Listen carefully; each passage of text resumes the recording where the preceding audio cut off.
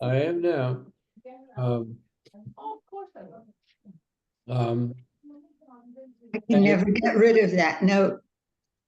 it starts out with a 17-year-old kid who seems to have a kind of a unhealthy relationship with his father, namely that he's in the habit of bringing bad reports. That's what the text says, bad reports to his father Jacob.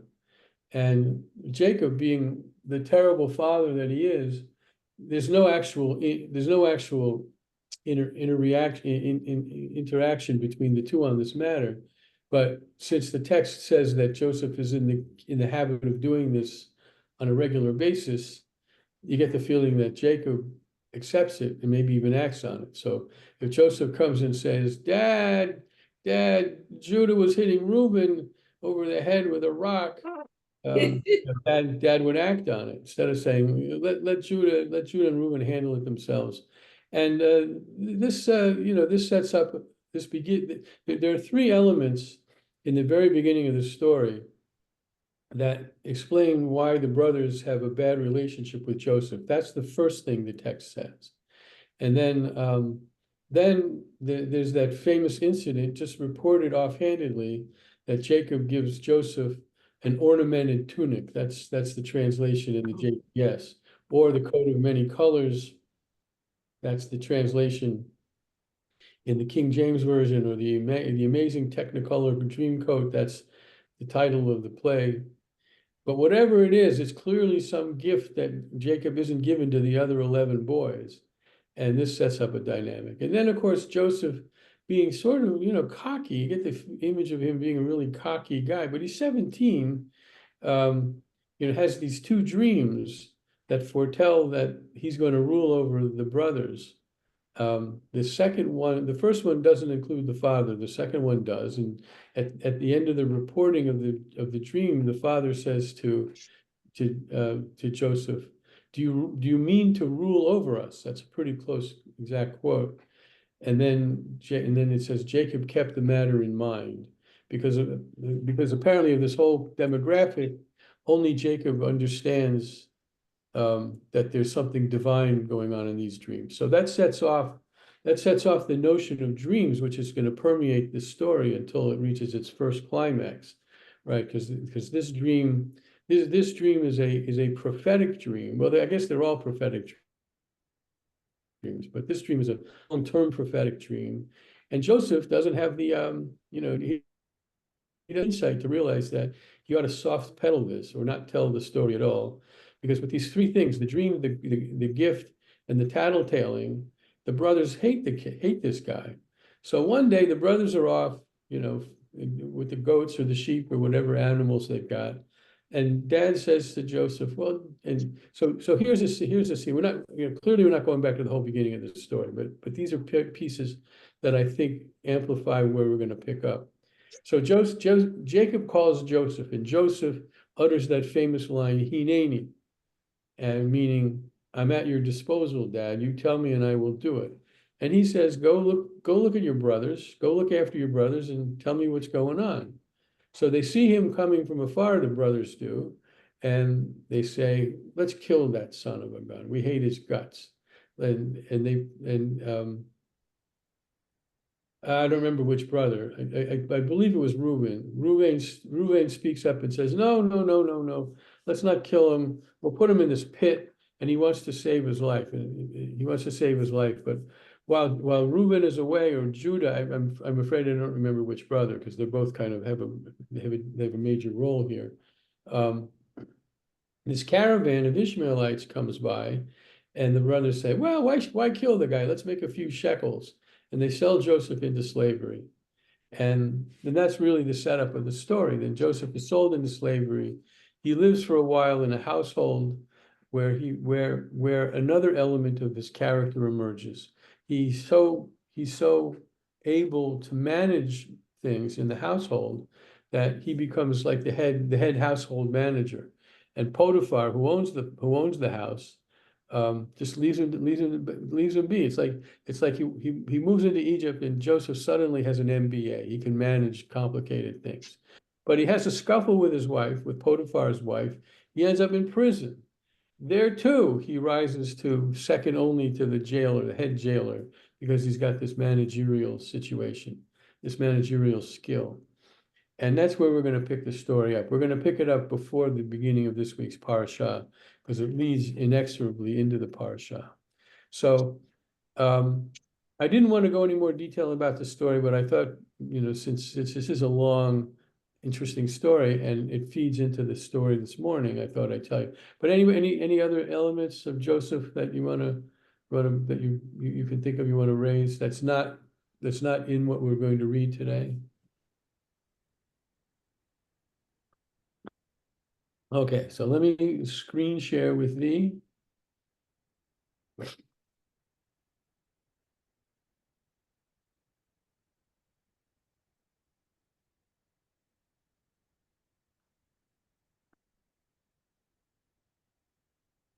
That didn't do it.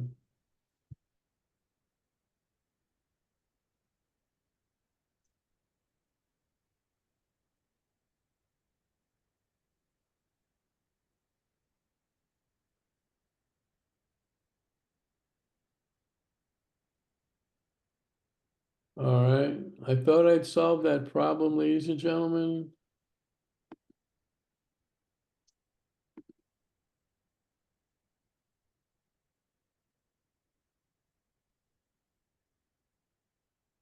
There we go. Just couldn't find the right button. All right, so there's the case of the cupbearer Can we make the font a little bigger? and the chief baker, and we certainly can. Thank you.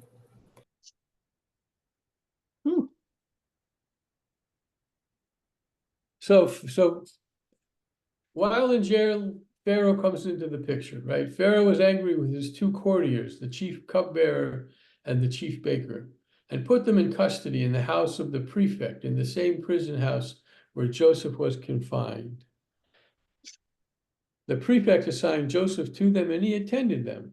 When they had been in custody for a time, both of them, the cupbearer and the baker of the king of Egypt, who were confined in the prison, dreamed in the same night, each his own dream, each dream with its own meaning. When Joseph came to them in the morning, he saw that they were distraught. He asked Pharaoh's courtiers, who were with him in custody in his master's house, saying, "Why do you appear downcast today?" So they said to him, "We had dreams, and there was no one to interpret them." So Joseph said to them, "Surely God can interpret. Tell me your dreams." Now, I would need to go back over the story with a fairly careful eye, but I believe that since the story, the Joseph story begins, this is the first time God's name is mentioned. When Joseph tells his dreams to the brothers, he offers no interpretation, and there he's just reporting the dream, and offers no interpretation, and the quiet line which reads to the effect, "Jacob kept the matter in mind," I think tells us something about what Jacob is thinking about, because Jacob knows God and sees the divinity in the dreams. But here Joseph is saying, I have this ability to interpret the dreams, but it's not me. It's God giving me the power to do that. All right. And then the chief cupbearer told his dream to Joseph. He said, "In my dream, there was a vine in front of me. On the vine were 3 branches. It had barely budded when out came its blossoms and clusters ripened into grapes. Pharaoh's cup was in my hand, and I took the grapes and pressed them into Pharaoh's cup and placed the cup in Pharaoh's hand." So note the naturalist imagery, by the way. And if you can remember back to the dreams that Joseph had, they were about sheaves and stars, also naturalist imagery. Sheaves of wheat and stars in the sky. So stars and wheat and grapes. And Joseph said to him, "This is its interpretation." Now, even if you hadn't read this story before, it seems to me the interpretation is pretty obvious. It's an optimistic dream, but nonetheless, the 3 branches are 3 days. In 3 days, Pharaoh will pardon you and restore you to your post. You will place Pharaoh's cup in his hand, as was your custom formerly when you were his cupbearer. But think of me when all is well with you again, and do me the kindness of mentioning me to Pharaoh, so as to free me from the place. For in truth, I was kidnapped from the land of the Hebrews, nor have I done anything here that they should have put me into this dungeon. When the chief baker saw how favorably he had interpreted, he said to him, "In my dream, similarly, there were." Oh, and they're changing. We've got the next guy. So of course the cupbearer goes, "Well, sure, I'll be sure to tell Pharaoh. Totally, you see, and this is great. I'm really happy." And the minute I'm back there, and he's drinking his wine, I'll say, "There was this guy in the prison, right? I'll take care of you, just like you took care of me." Then the chief baker saw how favorably he had interpreted. He said to Joseph, "In my dream, similarly, there were 3 open work baskets on my head. In the uppermost basket were all kinds of food for Pharaoh that a baker prepares, and the birds were eating it out of the basket above my head." Joseph answered, "This is its interpretation." So we got bread and birds. This is its interpretation. 3 baskets are 3 days. In 3 days, Pharaoh will lift off your head and impale you on a pole, and the birds will pick off your flesh. Oh, my goodness. Not too good, not too good for the baker. Any Now, other interpreters in the room? Jeez. and of course, we don't know what got these guys in prison, except that Pharaoh got angry, which is a how do you say, a fairly clear description of the government that they live under. So on the 3rd day, his birthday, Pharaoh made a banquet for all his officials, and he singled out his chief cupbearer and his chief baker from among his officials. He restored the chief cupbearer to his cupbearing and placed the cup in Pharaoh's hand, but the chief baker he impaled, just as Joseph had interpreted to them. Yet the chief cupbearer did not think of Joseph. He forgot him. So that's the boom, boom, boom. Joseph does a good deed, but no good deed goes unpunished. He's still in jail. All right, so I'm not sure that I got a lot to point out about that, except a couple items that I already did. But I will it may be a bit repetitious, but the flow of the story continues to improve, to build upon Joseph's character. From the snotty 17-year-old, he's now been sobered, right? He in Potiphar's house, he lived a fairly free life, it would seem, except as anybody who's read about slavery understands, that even the most benign master is still the master.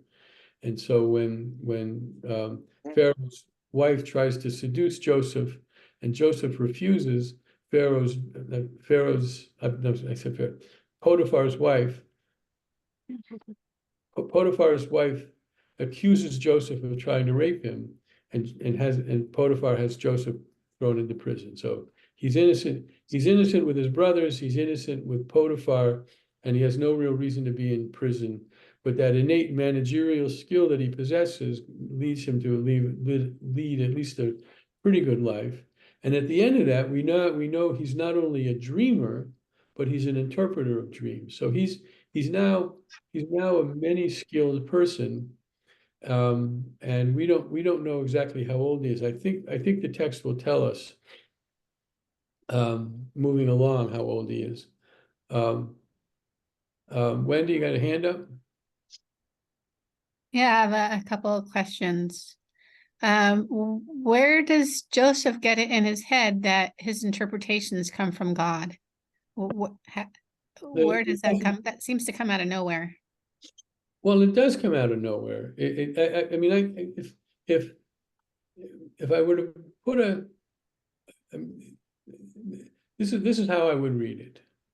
Please, anybody else will have an alternate reading, feel free to kick in. But I think that there are 2 things happening simultaneously when Joseph makes that claim. One, it shows that he has this skill, that he understands this about himself. He understands it innately. I mean, look, God throughout the whole book of Genesis, God is hovering, so to say, not too far above the tallest building in town. The God, the God of the Bible is not totally omniscient, not totally omnipotent, but can be a little omniscient and a little omnipotent when this God wants to be. So Joseph is from a family for which the covenant is a reality. So somewhere along the line, without us learning about him having some connection with God, he acquires the connection with God. But second, this tie between Joseph and God and the ability to interpret those two and step forward and become a major, the major chapter heading in the story. Now, if you want to delve into Midrashim, you might find some Midrash about Joseph. Or if you don't, you might want to write your own. How Joseph came to discover God. That's a good Midrash, but it's not in the text itself. All right. What word are they using for God in that context? It's probably Elohim. Let me see. I mean, it's not mysterious if it's Adonai, it's Lord, or they've changed it in Sepharia. And if it's God, it's Elohim.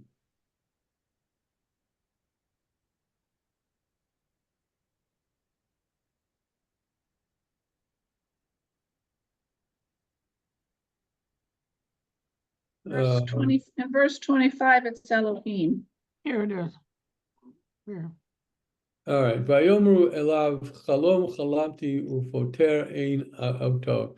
I dreamed a dream that I can't solve it. Vayomer aleihem Yosef halo lelohim pitronim sapruna li. Oh, God is the interpreter. So tell me. So I would have been surprised if it wasn't Elohim.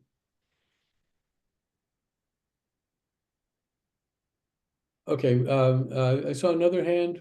Was that you, Jane? Yeah.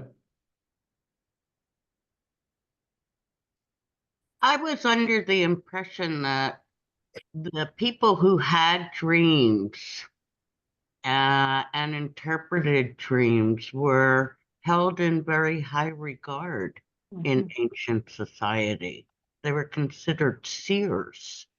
So when he says that God, sent him this dream, I would have thought that he would have been taken very seriously.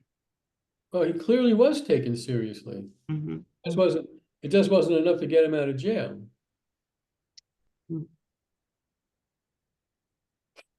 Though ultimately it will be. Mhm.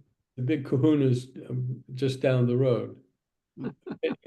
Anything else? Betsy?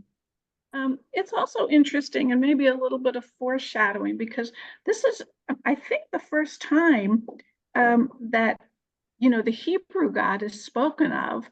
I mean, Joseph is talking to Pharaoh, who has a whole host of other gods, and Joseph's God is ultimately going to be the God who defeats Pharaoh. And I think this is the first time maybe that Pharaoh comes to know the Hebrew God, or that there's a conversation about the Hebrew God. I mean, he's kept the Israelites enslaved, so maybe he does know something about their God, but Wait. It seems to me you're confusing things. I'm not sure. First of all, the Pharaoh that's defeated by God is not this Pharaoh. They're not slaves yet, right? This is Genesis. okay.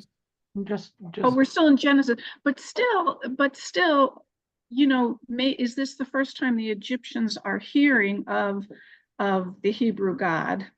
I mean, this is a powerful God in its own right, and maybe it foreshadows something about what the God of Israel is going to do in Egypt. Look, I don't know quite how to respond to that, except that we've seen. I don't remember where in my teaching, but we've seen when God is introduced among pagans, it's not a surprise, right? The Ninevites is a really good example. Ninevites Right. are people, and Jonah shows up, and they believe, or the sailors on the boat before that, Right, exactly. they convert. Abraham buying the cave of Machpelah, I'm pretty sure God's name comes into the picture. So when God, when God is entered, God's name comes up in biblical literature among non-Hebrews, it's sort of not a surprise. And another great example is the prophet Balaam, right? Balaam works for God. And he's not as good a prophet as the Israelite prophets, but he's a prophet. So those are 4 or 5 examples off the top of my head. But as of now, Pharaoh hasn't met God or met Joseph and heard the word of God. All right. Anything else? All right. So now it's this week's parsha, and we'll see what kind of progress we can make. This to my mind is like this particular parsha, although I imagine we'll find sidebars aplenty, is like sitting by. It's like a nighttime story. There's not a lot of thematic complexity in this. It's just a really good story. Nonetheless, I imagine questions from those who are accustomed to questioning, and we'll see things as we go along. Okay. Vayehi miketz shnatayim yamim ufaro cholem v'hine omed al hayaor. And so for our storyline, the important element is here at the end of 2 years, meaning the end of 2 years when Pharaoh restored his cupbearer and executed his baker, Pharaoh dreamed. He had a dream here, and behold, he was standing by the river. Translates as Nile. The translators are assuming with some justification that I'm not aware of that in Egyptian culture, the Nile was known as the river, and maybe it's ancient Egyptian for Nile. I don't know the answer to that. Here he was standing on the Nile, and there came up 7 cows, handsome and sturdy, and they grazed in the reed grass. But presently 7 other cows came up from the Nile, close behind them, gaunt, ugly and gaunt, and stood behind the cows on the bank of the Nile. I'm going to ask you, by the way, I should have said this a verse or 2 ago, pay attention to the language here, because I want us to see if, when Pharaoh reports these dreams to Joseph, somehow the content is different from the way the narrator is presenting the dreams to us. Is that clear? Mhm. That clear? So, ugly and gaunt, and stood beside the cows on the bank of the Nile. And the ugly, gaunt cows ate up the 7 handsome, sturdy cows, and Pharaoh awoke. Vayishan v'yachalom shenit, v'hine sheva shibalim alot b'kaneh echad b'yirot v'tovot. He fell asleep a second time, 7 years of grain. And note the natural world imagery continues from it's a persistent element of all the dreams in this story, right? First cows, I mean going back to sheaves and stars and birds and grapes, and now it's 7 years of grain, solid and healthy, grew on a single stalk. But close behind them sprouted 7 ears, thin and scorched by the east wind.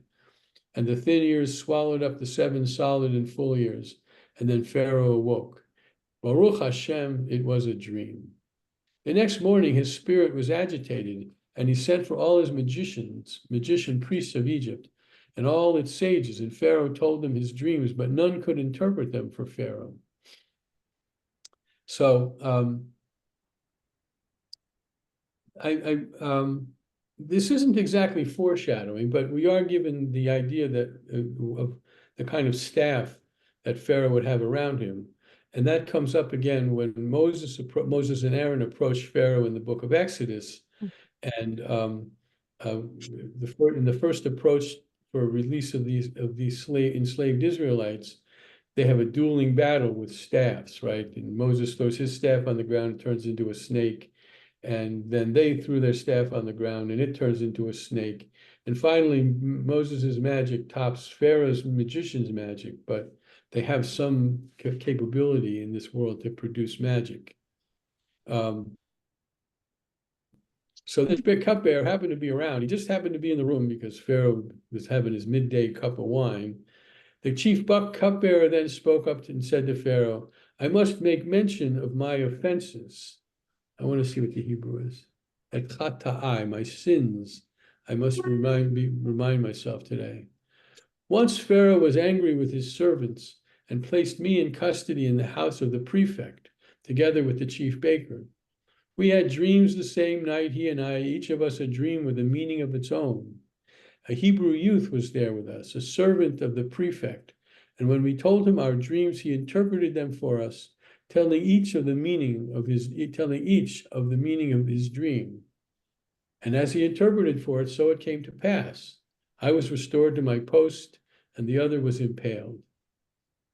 Thereupon Pharaoh sent for Joseph, and Joseph, was rushed from the dungeon. He had his hair cut and changed his clothes, and he appeared before Pharaoh, because nobody goes before Pharaoh without a shower, right? They gave him some nice duds and cut his hair, trimmed his beard, and he's brought before Joseph, before Pharaoh rather. Now let's see. He was 17 when he was kidnapped. We don't know how long he was in Potiphar's house, and we don't know how long he was in prison, but it was at least 2 more years. So he's well into his 20s right at this point. He's a young adult, he's not a kid anymore, and he's had some serious, important life experience. And Pharaoh said to Joseph, I've had a dream, but no one can interpret it. Now I have heard it said of you that for you to hear a dream is to tell its meaning. And Joseph answered, not I, God will see to Pharaoh's welfare. Vaya'an Yosef et Paro lemor biladai, Elohim ya'aneh et shalom Pharaoh.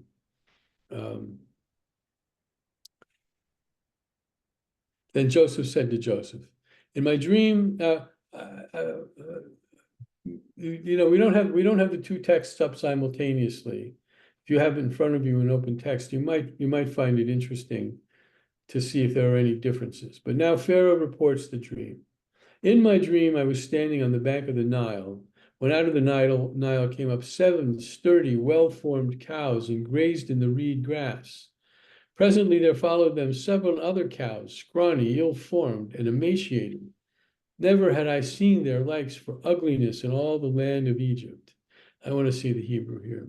Basar lo ra'iti chahena b'chol eretz Mitzrayim la ro'ah.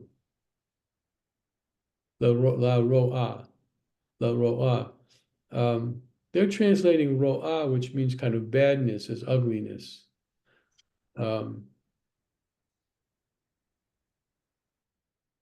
It's not exactly the narrator reported it. And the 7 lean and ugly cows ate up the first 7 cows, the sturdy ones. But when they had consumed them, one could not tell that they had consumed them, for they looked just as bad as before. And I awoke. In my other dream, I saw 7 ears of grain, full and healthy, growing on a single stalk. But right behind them sprouted 7 ears, shriveled, thin, and scorched by the east wind. And the thin ears swallowed up the 7 healthy ears. I have told my magician priests, but none has an explanation for me. And Joseph said to Pharaoh, so any comments on the dreams? Or there's a slight difference between them that they seem important to you?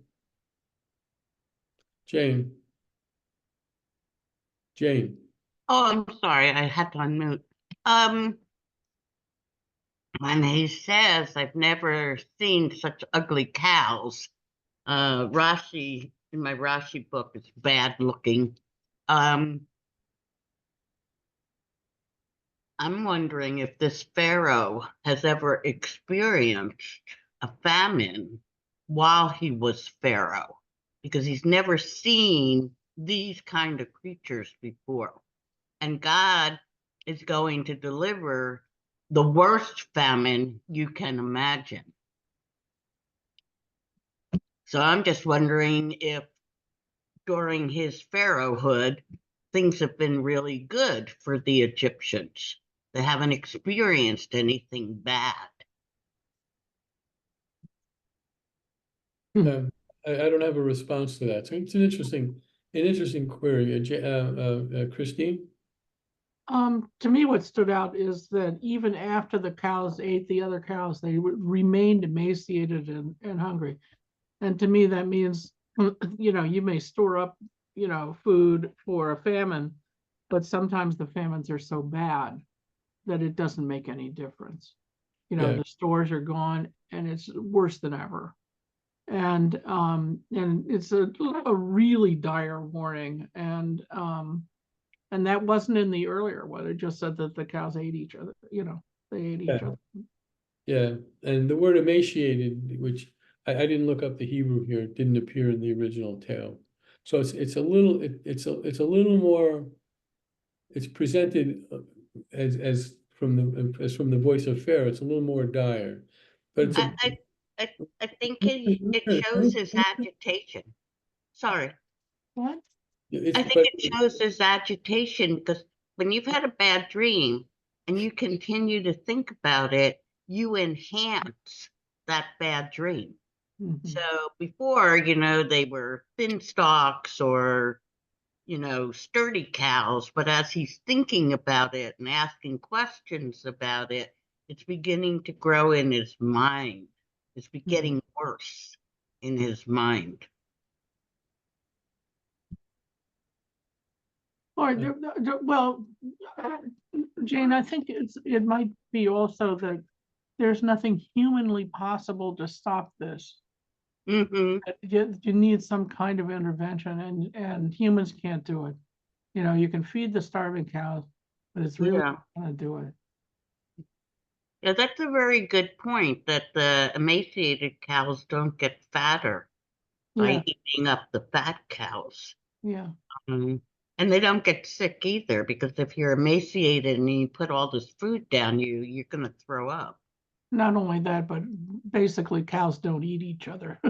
Yeah, well, Small points. you know, isn't this a metaphor? Yeah, let's hope it's a metaphor because cannibalistic cows are like nobody needs this. Yeah, Wendy. Yeah, I just wanted to add to that in the dreams, Pharaoh is a bystander. There's nothing he can do about what's happening. Mhm, exactly. Excellent. Yeah. Good point. Because he's supposed to have all the power. He has the power of all the Egyptian gods behind him. And the Egyptians had this idea of Mat, which was the favor of the gods. That's why I was thinking that he's never had a famine, as he's never experienced a famine during his tenure. Because when you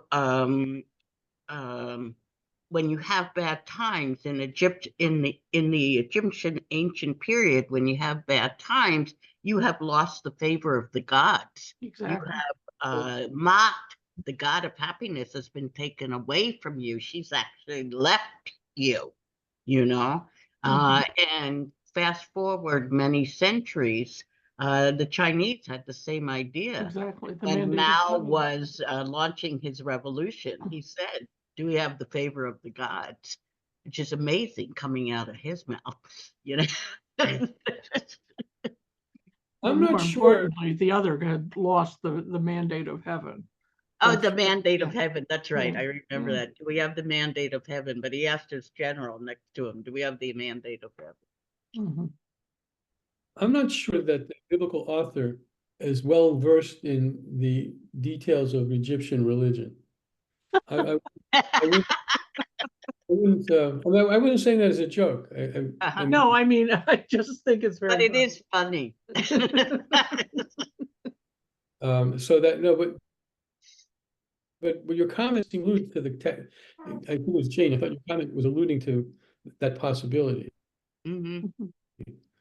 But but I don't think that's the case.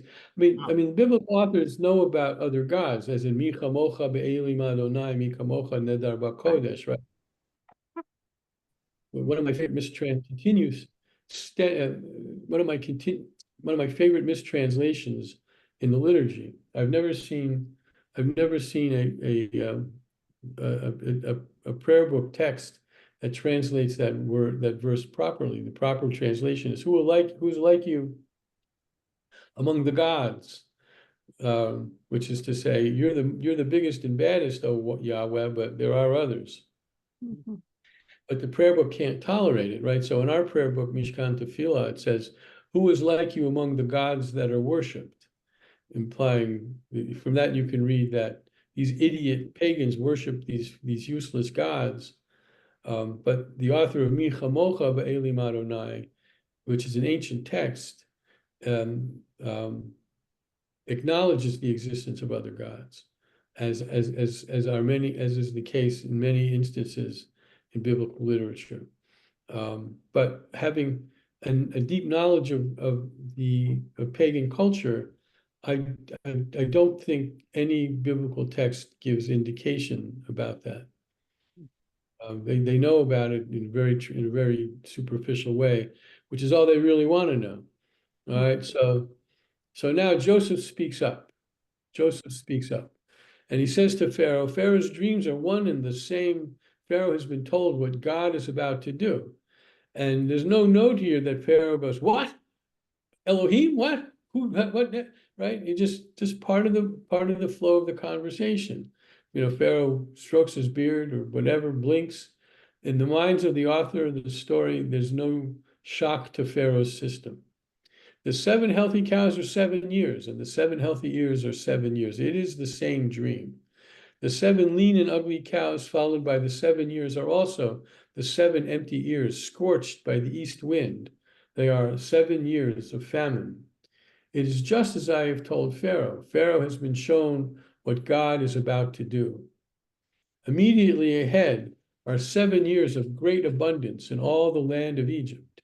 And after them will come 7 years of famine, and all the abundance in the land of Egypt will be forgotten. As the land is ravaged, no trace of the abundance will be left in the land because of the famine thereafter, for it will be very severe. As for Pharaoh having had the same dream twice, it means that the matter has been determined by God and that God will soon carry it out. Does someone want to say something? And so God will soon carry it out. Accordingly, let Pharaoh find someone who's now Joseph he's all dressed up now. He's in the late 20s, 30 something, however old he is, and he's kind of like looking down at the ground and sort of kicking the sand around with his feet. He says, accordingly, let Pharaoh someone who's discerning and wise, whom you can set over the land of Egypt. And now comes to play all of the skills that Joseph has been developing in Potiphar's house, in the prison, at the end, and 2 years before when he interpreted the dreams. And let Pharaoh take steps to appoint overseers over the land of Egypt in the 7 years of plenty. Let all the food these good years are coming be gathered, and let the grain be collected under Pharaoh's authority as food to be stored in the cities. Let that food be a reserve for the land for the 7 years of famine which will come upon the land of Egypt, so that the land be not in famine. That plan pleased Pharaoh and all his courtiers, as if a sophisticated political situation, in such a situation, Pharaoh could never have thought of this himself, right? This is Joseph telling Pharaoh something to know. And Pharaoh said to his courtiers, could we find another like him, a man with the divine spirit? So here you have it, right? Here you have it, ladies and gentlemen. Pharaoh recognizes the divine spirit, and in Hebrew it's Ruach Elohim Bo, which could be easily translated divine spirit is a little vague. It could be translated as the Spirit of God. But even with the phrase the divine spirit, it's a clear reference to that power which enabled Joseph to interpret the dreams. Rabbi, So, yeah, I have a question. I mean, your comment about, would anyone else have thought of this plan? And my first thought is, well, only if you know what's coming. I mean, if you even if you have a good year, like look at how we do here. People don't conserve water when we have a good year, water wise, and then we come right back and we end up in the drought situation because people seem surprised that suddenly we're going to get back to normal. If you had a 20-year look ahead of the rainfall and you knew exactly what was coming, maybe you would do better. I mean, even if we think we know, people don't act that way. So if you had a good year or even 2 good years, are people just going to live it up and save up? Probably not, right? So, I mean, I think he's not only giving them an idea, but he's giving them a reason to know that this is that planning ahead is essential here, and not in a way I think that's intuitive to people generally. I don't think people naturally save up well just when they have one good year or even two, but here so in a way, I'm going to piggyback on what you said. I see your hand, Christine. I'll give you when I'm done. What's really happening here is that, I mean, there may be sloppy plot development. I've probably talked about this before in matters of plots in literature. I remember reading Saul Bellow, for instance, with all the great writing in Saul Bellow and all of his observations of where he takes you. Often his plotting is incredibly weak. I was watching Very a bad sluggish. watching a bad movie where you just had to suspend disbelief about the plot. But at the same time, of course, and the bad plotting is now this is gonna give the author the chance to elevate Joseph to this very high position. On the other hand, the tool or the means by which Joseph gets this position is that in interpreting the dream, he persuades Pharaoh that he is interpreting it as he's just a mouthpiece for God. And it's the divine connection that seems to be most impressive to Pharaoh. And since none of his magicians had that quality, that's the quality of Joseph that he sees immediately. And I think I still go back on it being a kind of a weak development. It doesn't quite satisfy my need for cause and effect to do this little thing. But on the other hand, it's the culmination of what we've seen in this guy, which I've mentioned already, right? The way he developed his life in Potiphar's house, including the ethical part where he refused to be seduced by Potiphar's wife, and then his ability in prison, also his managerial skills in prison. And neither of those, as they're reported, are attributed to God.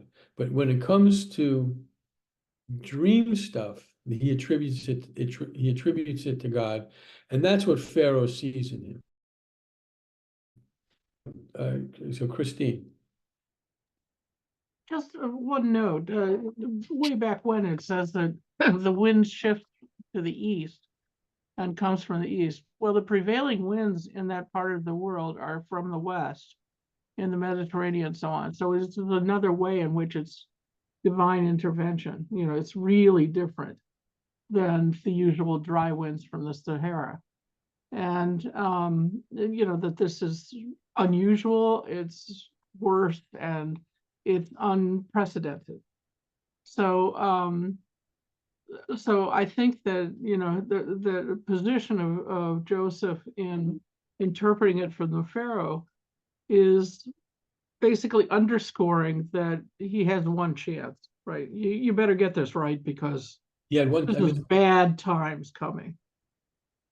Right, but I mean, Pharaoh has one chance. I mean, with Joseph, Yeah, that's what I mean. Yeah. Joseph, there's no doubt. There's no doubt. I see Oh, Wendy. I'm sorry. There's one more thing. Part of this is also, it reminds us that in the structure of the Egyptian state, they stopped at one point, pretty much stopped putting any relatives in charge of, in like the vizier or one kind of overseer or administrative top position, because they were too likely to cause rebellion. And non-kin related people were put in that position. So Joseph, as a slave, is actually parallels what actually happened in the Egyptian state, which that slaves were elevated because they owed not only their freedom, but their whole lives to the Pharaoh. Yeah, okay. All right, Wendy? Yeah, just real quickly, just because of my background in air quality and meteorology, I just Oh, want great. to offer a quick comment here. When there's a wind shift, it's usually seasonal. Like, for example, when we have Santa Ana winds here with the winds Yeah. coming from the east instead of the west, that generally happens in the fall when a low pressure system sets up over the Mhm. western US. But anyway, that thing is usually seasonal, like every fall here. Anyway, that's all I wanted to chime in real quick. All right. Anybody else before we press on? So Pharaoh said to Joseph, since God has made all this known to you, there is none so discerning and wise as you. You shall be in charge of my court, and by your command shall all my people be directed. Only with respect to the throne shall I be superior to you. So he's Joseph is about to change his name to Dick Cheney. I mean, he's just chick-chock in 1/2 hour Hi, I shall be your meeting shill. with Paro. With Paro, I'm your, and the truth is, I mean, now Joseph's knowledge of management is really what's going to step to the fore. His connection with God is no longer relevant, but has gotten him to this position. I put you in charge of all the land of Egypt. And removing his signet ring from his hand, Pharaoh put it on Joseph's hand, and he had him dressed in robes of fine linen and put a gold chain around his neck. So what a difference 4 hours makes, right? His prison duds to clothing adequate to go before Pharaoh, and now he's dressed up in robes of linen and a gold chain around his neck.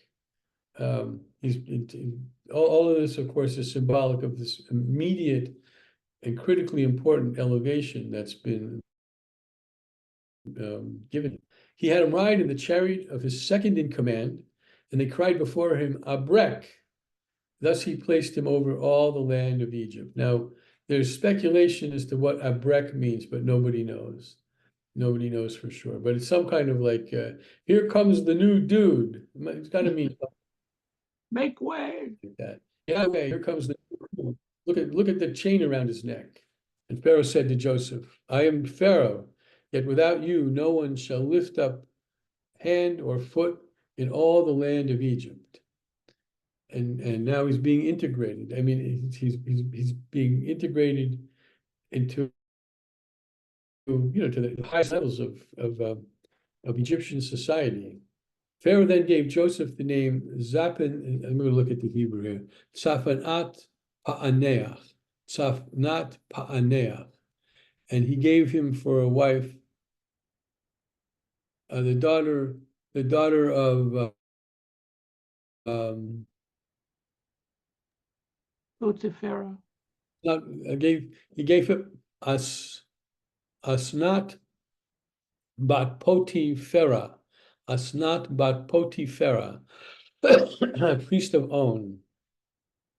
And thus Joseph emerged in charge of the land. Joseph was 30 years old. I had a memory of something like that when we were talking before. So 12 years have passed since brothers sold him into slavery. 30 years old when he entered the service of Paro, king of Egypt. Leaving Paro's presence, Joseph traveled through all the land of Egypt. Now, one of the great puzzles of this story, and it's heightened by the fact that it's noted that Joseph travels, is he doesn't go back to Canaan. He could say to Pharaoh sometime, in the first year, the second year of plenty, he says, we got this land to a system, boss. I'd like to go to Canaan and see how my dad's doing. But he never does that. And that's another midrashic possibility. In fact, I wrote such a midrash. I'm not sure if I still have it, but I wrote such a midrash. Yeah, Christine. Well, if your brothers had sold you into slavery, it's not a big compelling reason to go back and visit. No, that's true. But what's the first thing he says? I don't expect you to know this, but so I'll put it with that, not in the form of a question. Later on, when Joseph reveals himself to the brothers, I believe directly to Judah, the first thing he says is, Ha'od Avi Chai, does my father still live? So it shows, the front of his mind is his concern of the health of his father. Not to mention that Benjamin, his only full sibling, has no share in what the brothers did. So yeah, he could say, why go visit those no good nicks? But Dad, I want to see Dad. And he never does. So Dad is suffering all these years, and it's a long time. It's 12 and 7, 19. It's 20 years or so between the time Jacob last saw Joseph and he meets him, and he meets him when the brothers bring him to Egypt. Christine, and then Betsy. You're muted, Christine. Christine, you need to unmute. There are two related questions. One is, I don't know if anybody knows who On was, the priest of On. And the other is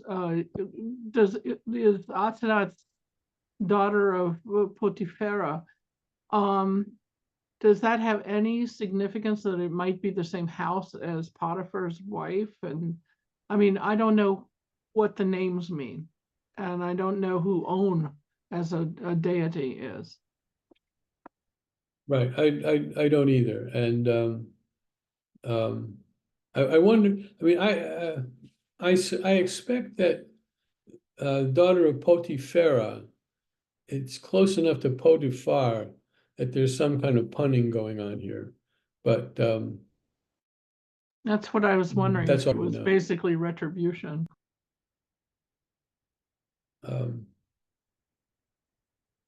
Well, I'm not sure it's not maybe. I mean, if it is something, it's midah keneged midah. What is it? A measure for measure.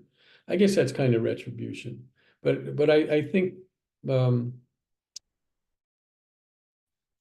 not. She seems to be childless in this story, and not enough time has passed for her to have had a daughter that would be of marriageable age.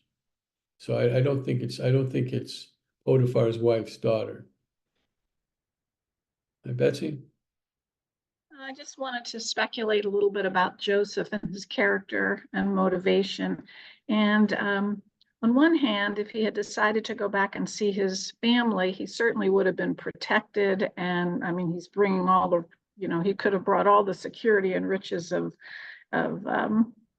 Egypt with him, as he has with him when he finally does meet them. But on the other hand, when you're 30 years old and you've had a troubled background with your family, I think it's entirely understandable that you don't go rushing back. I mean, being 30, you're very young. And at 30, you're still thinking you have all the time in the world, to reconcile and deal with family matters. And I think for Joseph, this is probably a very exciting, empowering time of his life. I mean, he's second to Pharaoh. And I mean, I find it totally understandable that he would not be rushing back to see anybody in his family, even though he probably has strong feelings about his father. It's a very dysfunctional family, and he's got a lot of time, I would think, ahead of him as he thinks about, when he thinks about reconciling or coming to terms with his own past. That's a good argument. I still put out Ha'od Avi Yeah, Chai, like a meal. yeah, I That's think still when a- it's right, when he's confronted with them, then yes, dad is the significant player in his life. The parent almost always is, but you know, with them not being there, out of sight, out of mind, and I still think he has at 30, you have a lot of time to come to terms with family issues, I think, or you think you This is an do. argument. So, This is an argument without end. I mean, we can't Sarah, really. yeah, I'm just speculating, yeah. Yeah, Jason and then Christine. Well, I'm going to put it in more practical terms. If I'm Joseph and I've seen that Pharaoh is likely to put someone he doesn't like's head on a stake, I'm going to do a really good job right out of the gate. And if I know that 7 years is all I have, and well, Egypt's a big land, and I have to go get around and get all this food gathered up, my focus is going to be on doing that job extremely well. Because if I don't do it, my head's on a pike not too far in the future. And I just think if you get entrusted with the most important job by far that's ever happened in your life, um, everything else kind of drifts away. And I mean, for those of us who maybe fell into a job that was very consuming at one point in our lives, we know that other priorities often disappear as we focus on the work ahead of us that seems like the most important thing. And you do maybe see family less, or you don't see as many movies, and you spend extra hours at your work because it's so important. So I think I'm just being real straight practical with Joseph here. He's got a huge job, and he better do it right. So not only does he have managerial skills as if he went to Harvard for an MBA, he's also a micromanager. All right, I mean, these are good things. And Christine? I was gonna basically say what Jason said, if the model of not doing your job is your head on a pike, I think that going to dropping everything and going to visit your family doesn't seem to be a wise thing. All right, and so you're juxtaposing the kind of question I raised with the knowledge we have that Pharaoh can be what's the word, a little capricious. I mean, we don't know what the cupbearer actually did, and we don't know what the baker actually did, but the likelihood is the baker's misdeed would probably not justify being executed, and in a rather ugly way. All right, so Joseph is wary of that. He's got a royal wife. He's got a thing around his neck, but he wants to make sure that all the storehouses are full by this. You don't ask Pharaoh how many paid holidays you get off. It's just not what you do in the first year. I really like the metaphor of the golden chain around his neck. He's traded the bad kind of slavery for another kind of slavery. It's gilded, but you still got a chain around your neck. How many vacation days does the job come with? What are the benefits? Healthcare? Hey, you get to live another day. He didn't have Southwest miles to get him to Canaan quickly. It's a long trip. So I like your observation. I'm trying to agree with it, Christine. And the gold chain would seem to primarily mean he's being rewarded in a significant way, but still, it's yeah. I like Jason's gesture. It's still sign his name, but it is true that the use of power against the family doesn't manifest itself under this Pharaoh. This Pharaoh is always a pretty good guy, and I don't believe we actually see much of him. Just a little bit. I think we see much of him in the rest of the story. But all right, let's press on. Let's press on. During the 7 years of plenty, the land produced in abundance, and he gathered all the grain of the 7 years that the land of Egypt was enjoying, and stored the grain in the cities. Put in each city the grain of the fields around it. So Joseph collected produce in very large quantity, like the sands of the sea, until he ceased to measure it, for it could not be measured. Now, what's going on here? Now, the obvious is the plain meaning of the text is obvious. Joseph has established throughout the land of Egypt a way of harvesting the grain and storing the surpluses out, in the neighborhood of the cities. The implication being, I guess, is that the income is the city, the residents of the cities, the citizens don't have to go very far to get the grain to survive. But as we're going to see, what else is going on? What Joseph succeeds in doing for the Pharaoh is becoming,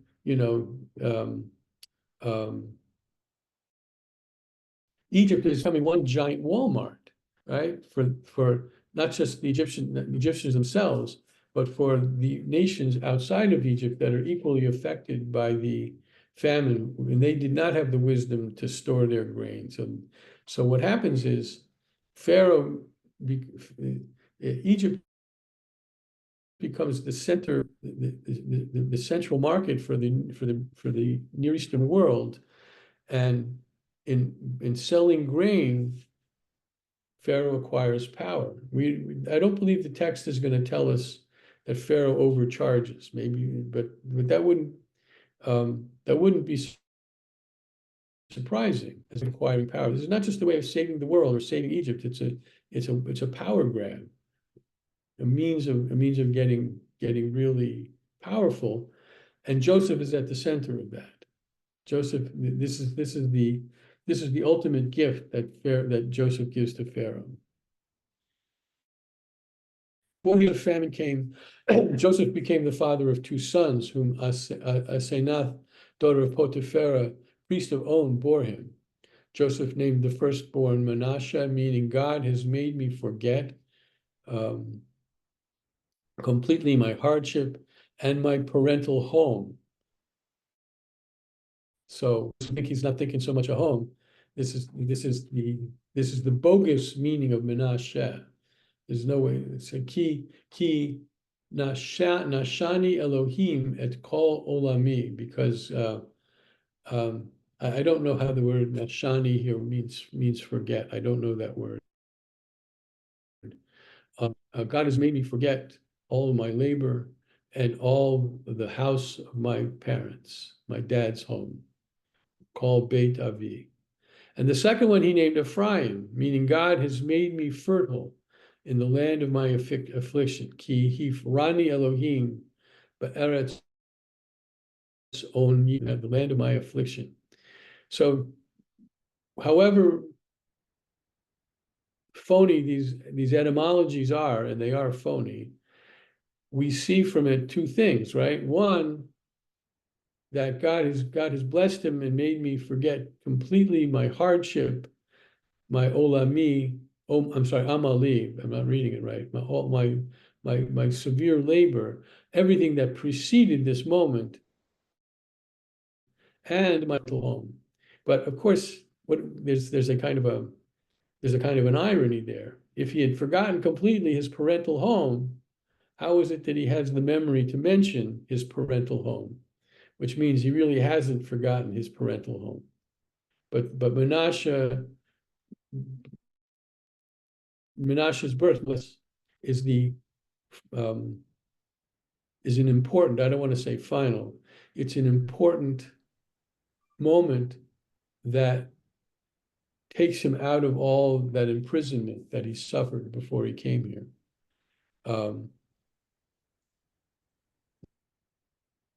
Nonetheless, Ephraim has, in the meaning in his word, in the land of my affliction. Well, what does that mean? God has made me fertile in the land of my affliction.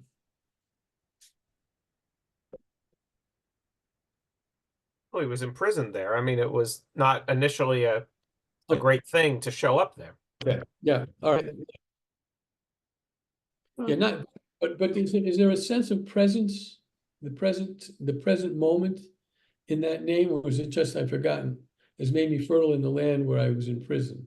Or does he still see him somewhat imprisoned? I mean, I don't know the answer to that. Christine? Well, it seems to me that he's basically saying, God has enabled me to reroute myself, right? I am, I have to leave the other thing behind and focus on the fact that I've got these kids and that I am planted in this, if just to continue that metaphor of good years and bad years, Yeah. that I've had these good years in a place where I had no reason to expect it. Yeah. So anyway, Ephraim and Manasseh are quiet. We don't see them. If I'm not mistaken, we don't see them till the very end when Joseph blesses them on Jacob's, when Jacob's on his deathbed. I have a And question. hold on for just a second. And Jacob, rather Ephraim and Manasseh acquire land. They're part of the inheritors of Canaan when they when that the invasion is many years hence. Ruth? Yeah, my question is there a reason that when a father blesses his children on Shabbat, he uses the name of Manasseh and Ephraim? When you think of all of the people in the Bible, those are the two names that come up. It's And more complicated because the tradition of blessing daughters is Yivarech Elohim Kesara Rivka Rachel Leah. So may God bless you like Sarah, Rebecca, Rachel, and Leah. So those are our foremothers. There are right, but Manasseh and Ephraim are not our you- forefathers, but I think they did something. They showed what Joseph had accomplished and how his life went on. I mean, rather than Abraham, Jacob, or Israel and Joseph, those are the two names that are used. And I think that's really interesting that this is where they came up. Well, I don't know the origin of the blessing. It wasn't, I mean, it's not in the Torah itself. This is a much later rabbinic development. So when they were deciding, all right, so we'll cite the covenant through the foremothers for daughters. Why not Abraham, Isaac, and Jacob in blessing sons? And the question has come up, but I never did the research. Wendy, do you have a suggestion? Yeah, what I've heard is that Ephraim and Manasseh were like stand-up sons and like the best sons ever. I don't remember where I heard this, but they're like like a role model of what a good son should be. I don't remember where I heard that from, but I heard it somewhere. Well, but that's entirely midrashic. These two boys, they don't act at all. We don't see them doing anything. That's what I found interesting. Thank you. So but and I see your hand, I'll come to you in a second. But what may be, and I don't know the answer to this, I didn't do my due diligence on this matter. There are quite possibly, midrashic stories about Ephraim and Manasseh, and in the rabbinic mind of the rabbinic Judaism, midrashim, the powerful midrashim, take on a reality as if they were accurate comments on the Bible. Excuse me. Accurate comments on such that in later rabbinic interpretation of who these characters were, those interpretations were understood to be actual, real. I don't know the answer to that, but I'll bet you if you picked up, Sefer Haggadah, and you look at Ephraim and Manasseh, you would find interpretation. Gail and then Christine. I was just going to say, isn't there the idea that they get double the portion? Joseph's sons get double the portions of blessing. So aren't you wishing your son to have like double the portion, the abundance of blessing? That's a possibility too. Yeah.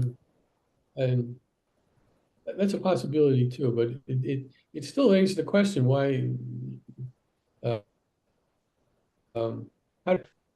whoever invented that custom of blessing kids on Shabbat,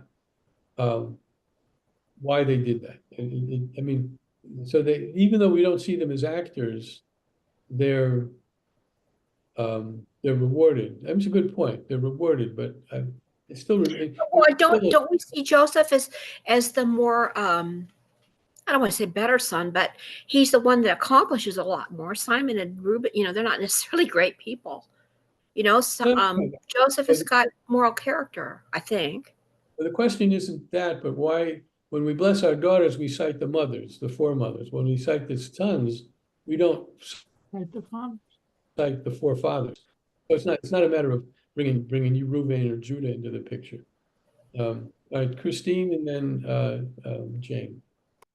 I'm just wondering, not much is made of the fact that he's married to an Egyptian woman. Anath is an Egyptian name, and that she is clearly a daughter of priests of another god, and that the kids, nothing is made of the fact that their mother is not Hebrew, and yet the sons are favored sons.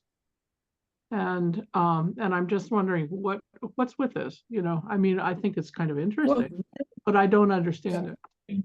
Marrying a Jew is not on the table yet. That's a much later. I mean, Moses marries the daughter of exactly. Right. So when does that kick in? After the return from the Babylonian exile.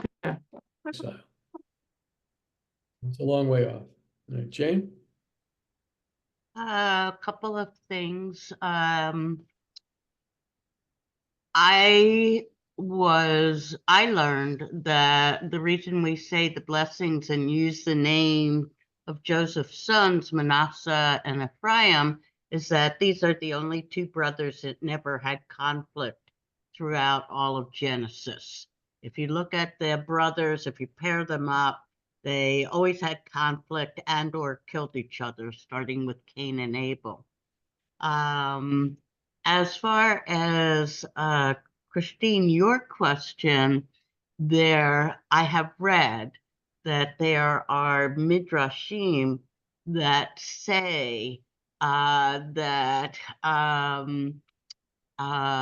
Joseph, oh no, that wouldn't, Joseph married Dinah from Dinah and Shechem, that she escaped to Egypt, that she came down with the family.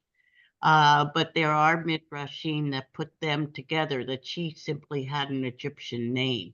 Now, I think that's wishful thinking, okay? Don't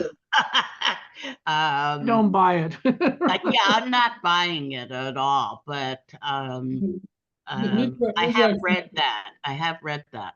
Midrashim with a lot of latitude about identity, but marrying his half sister, that's kind of squishy. Yeah, it is. I would. All right, Betsy.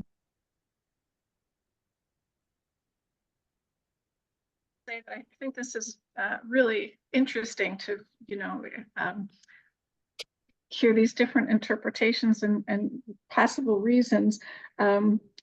But I just wanted to say that it also strikes me as really odd, because when you look at the meaning of these names, it seems very odd to me, especially Manasseh, somebody who forgot his parental home. I mean, that seems like an odd way to bless your son, to include that in the essence of the name. I think, if we did look at the Midrash, we'd probably find lots of reasons and different ways around it. But these are just, they seem names that are very fraught with some, I don't know, difficult interpretations. Well, I think that's worth pointing out. Now, first of all, note that both kids' names have credit God in the meaning of their names in giving his sons these names, Joseph credits God for both of these things. God has made me forget. God has made me fertile. But what is it? What do you think? What do you think it means when made me forget completely my hardship and my parental home? I didn't give an interpretation of that. What does that mean? You think? I mean, I pointed out the irony in it, but just like you're supposed to blot Does out. it mean, oh, sorry. So what do you think? Christine, Does and it, Christine, and Wendy, and then Jane. To me, it just means that it's kind of foreshadowing his forgiveness of the brothers. Yeah. And that you forget the affliction part of the parental home. My harshness in my parental home. In other words, the difficulties of that setting is what you are forgetting in order to move along with life. And that the son is a reason to celebrate the renewal of life in a new place. Wendy? My thinking is that having a child, especially this is his firstborn, now he's thinking about the future instead of the past. Because now he has a future. Yeah, I got a kid, I got a wife. Maybe she's my half sister. I got a kid, I got a wife, and I got a job. I got a pretty good job. Look at what my 2 years at Harvard got me. I got a pretty good job here. Jane? I was going to say what Christine said. I agree with her completely. All right. The 7 years of abundance that the land of Egypt enjoyed came to an end, and the 7 years of famine set in, just as Joseph had foretold. There was famine in all lands, but throughout bread. And when the land of Egypt felt the hunger, the people cried out to Pharaoh for bread. And Pharaoh said to the Egyptians, "Go to Joseph. Whatever he tells you, you shall do." Accordingly, when the famine became severe in the land of Egypt, Joseph laid open all that was within and rationed out grain to the Egyptians. The famine, however, spread throughout the whole world, so that all the world came to Joseph in Egypt to procure rations, for the famine had become severe throughout the land. That's the macro, ladies and gentlemen, and now we go to the micro. When Jacob saw there was food rations to be had in Egypt, he said to his sons, "Why do you keep looking at one another? Why are you dilly-dallying? I hear," he went on, "that there are rations to be had in Egypt. Go down and procure rations for us there, that we may live and not die." So 10 of Joseph's brothers went down to get grain rations in Egypt. That's 10 minus Joseph minus Benjamin. And for Jacob did not send Joseph's brothers Benjamin with his brothers, since he feared that he might meet with disaster. Boom, boom, boom. And now we're set up. What just happened here? We're set up with the micro. And that's where the story really continues. So we shall meet again in 2 weeks. And I'm thinking of inviting you to read this story. It's such a readable, delicious, totally delicious story. I think part of our next session, I guess, I'll do a little bit of midrashic research, look at some of the commentaries, and I'll open up Sefer HaAgadah, the Book of Legends, and see what I can find about Ephraim and Manasseh and some of the other stories. But the road to reconciliation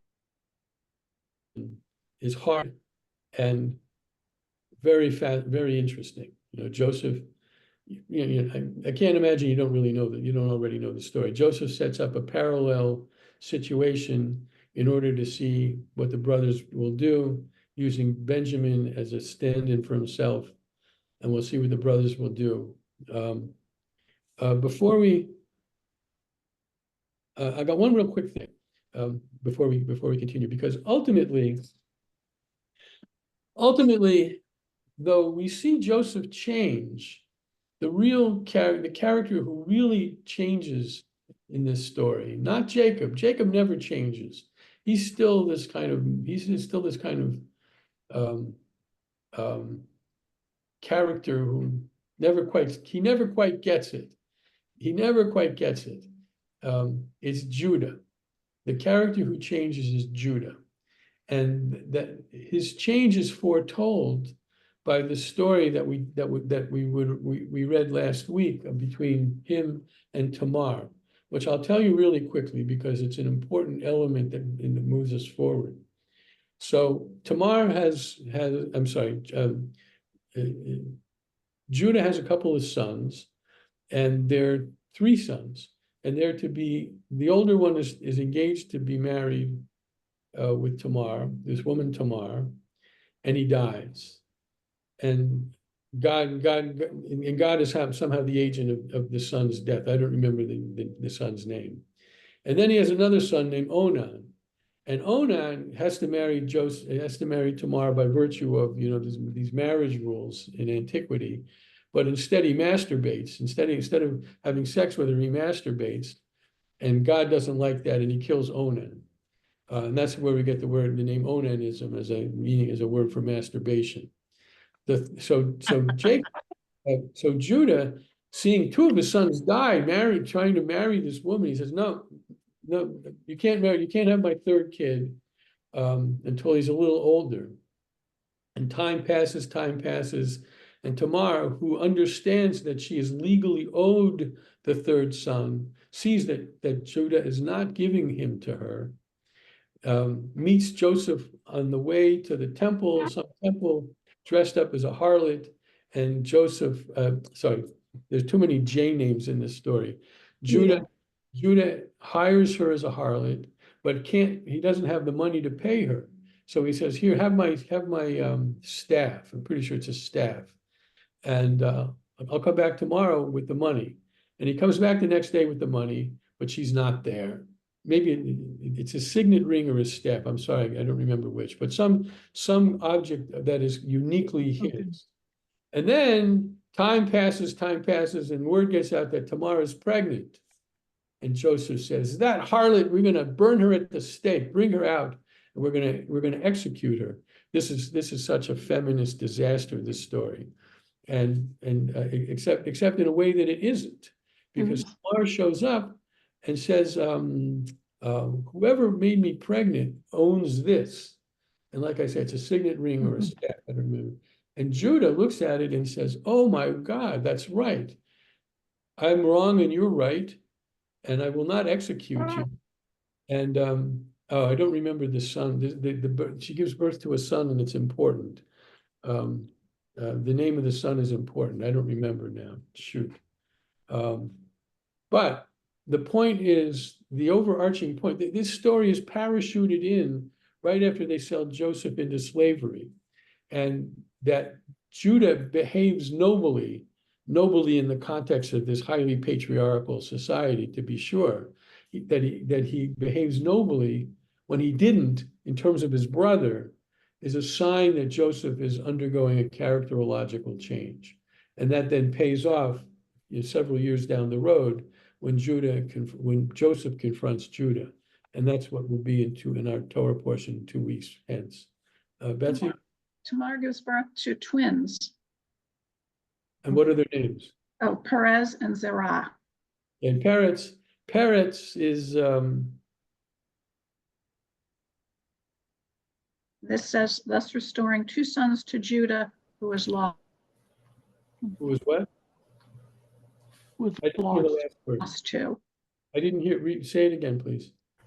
It says, having twins, thus restoring 2 sons to Judah, who has lost 2 sons.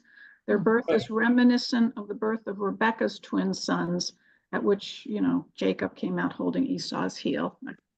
Yeah, but Peretz has a role down the road, and I don't remember what it is. Something to do with Ruth, if I'm not mistaken.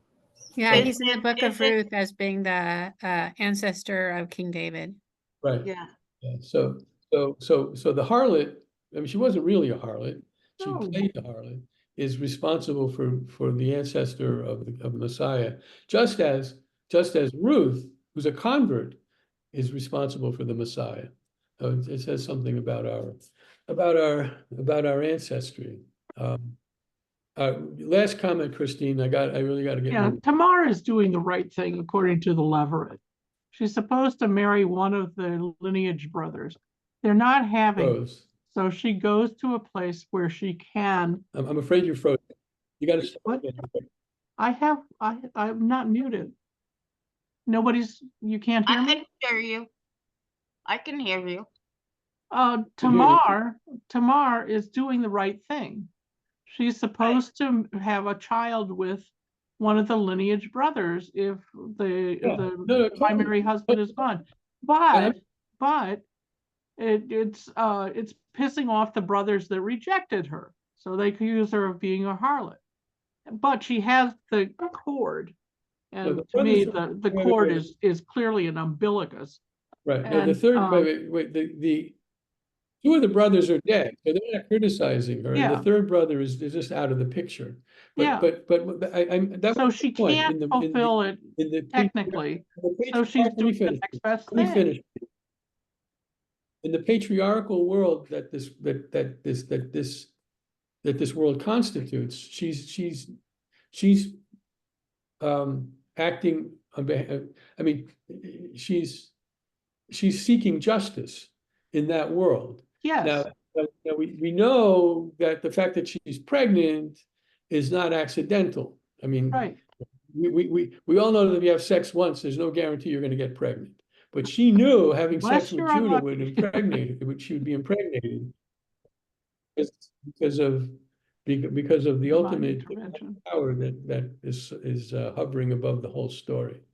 So that and Judah, in recognizing this, declares the justness of her cause, and in a way sees that it shows us how he's changing. So that down the road, when he and Joseph meet,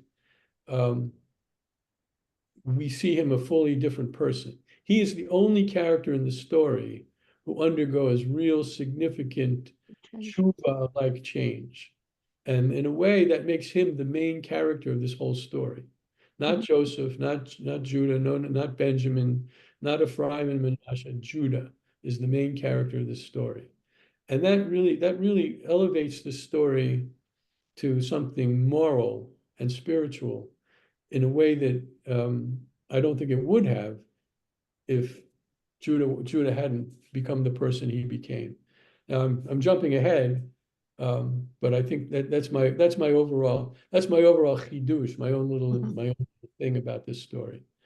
But the fact that she has the umbilicus, the cord, is why she's not a harlot. You know, that they're wrong and she shouldn't be stoned to death. Right. Okay. So Shabbat Shalom to everybody. Have a good trip to San Francisco. Yes, When do you leave for enjoy. Israel, Rabbi? I expect to come back with all kinds of new ideas that are floating around the world of Jewish studies, and not just talk about anti-Semitism on campus. See you when I see you. See you next Friday, if not before. Okay. When do you leave for Israel, Rabbi? I'm sorry? When do you leave for Israel? End of January. End of January. Okay. Well, have a good trip up north, and thank you all. All right. Bye-bye, everybody. Shalom.